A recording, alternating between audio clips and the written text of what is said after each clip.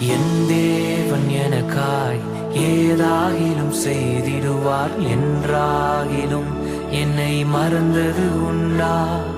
என் தேவன் எனக்காய் ஏதாகிலும் செய்திடுவார் என்றாகிலும் என்னை மறந்தது உண்டா? என் தேவன் எனக்காய் ஏதாகிலும் செய்திடுவார் என்றாகிலும் என்னை மறந்தது உண்டா?